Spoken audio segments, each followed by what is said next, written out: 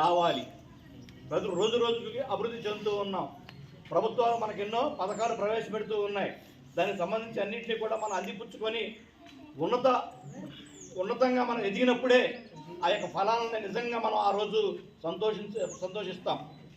మనకి ఎన్నో కార్యక్రమాలు, మరి మన స్వతంత్ర దినోత్సవం గురించి చెప్పుకున్నాం మనం చాలా. మనకి ఇటీవల మన పాఠశాల మన నియోజకవర్గ స్థాయిలో మార్పురగింది గత 3 రోజులుగా.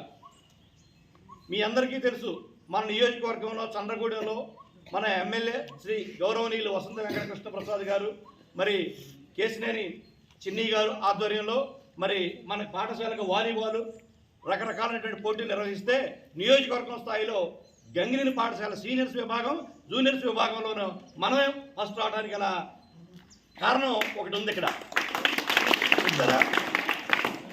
మనకంటే పెద్ద పెద్ద హై స్కూల్స్ వెలగలేరు, జీకొండూరు, మైలవరం, చిలుకూరువారిగూడెం పెద్ద పెద్ద హై స్కూల్, ఒక్కొక్క హై స్కూల్ 800-900 మంది స్ట్రెంత్, 3-4 పీడీలు, వాళ్ళకి ట్రైనింగ్ బాగా ఆడేటువంటి వాళ్ళతో మనవాడు తలపడి పోరాడి గెలవటం అంటే మామూలు విషయం కాదు.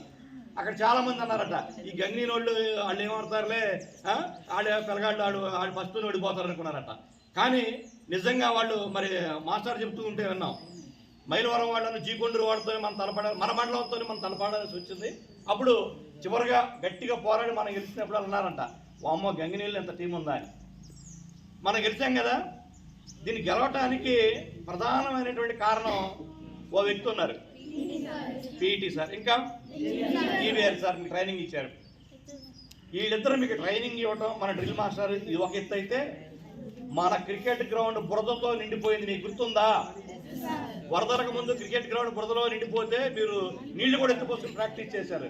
అటువంటి సమయంలో వెంకటేశ్వరరావు గారు, గ్రామ పెద్దలు, మాజీ సర్పంచ్ గారు పాఠశాలకు వచ్చి చూసి ఆ బురదను చూసి ఆ రోజు ఏమన్నారో మీకు గుర్తుందా?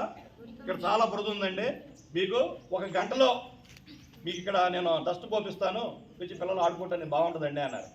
నిజంగా ఆయన ఆ రోజు ఏంటంటే సమకాలీన పరిస్థితులు తెలిసినటువంటి వ్యక్తులుగా ఇక్కడ ఉన్నటువంటి దాని పరిస్థితి చూసి వెళ్ళినటువంటి గంటలోనే మనకు ఆ షిఫ్ట్ రావటం, ఈ వరద వచ్చినా కానీ అది కొట్టుకుపోవాలా, అక్కడ మనకి ప్రాక్టీస్ చేయడానికి బాగా ఉపయోగపడింది. ఆ రోజు వారు అందించినటువంటి ఏది అక్కడ మనకి చిప్స్ అనేది పోయిస్తే మనం దాని గ్రౌండ్ అనేది ఏర్పాటు చేసుకొని ప్రాక్టీస్ చేసాం. ఆ ప్రాక్టీసే ఆయన ఇచ్చినటువంటి ప్రోత్సాహంతో చేసుకున్న ఆ ప్రాక్టీస్ వల్లనే మన నియోజకవర్గంలో మనం మొట్టమొదటి వాడిగా గెలుపొందడానికి అవకాశం కలిగింది. ఈ సందర్భంగా వారి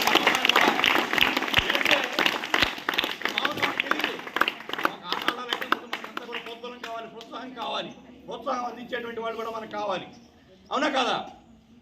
మరి అటువంటి అందించినటువంటి పెద్దలు గౌరవనీయులు మరి మంగనపాటి వెంకటేశ్వరరావు గారికి మన పాఠశాల తరఫున మరి ఈరోజు మన వాలీబాల్ పోటీల్లో వారు కూడా భాగస్వామ్యం, వారికి తెలియకుండా పరోక్షంగా భాగస్వామ్యం అవడం కూడా ఉదాహరణ.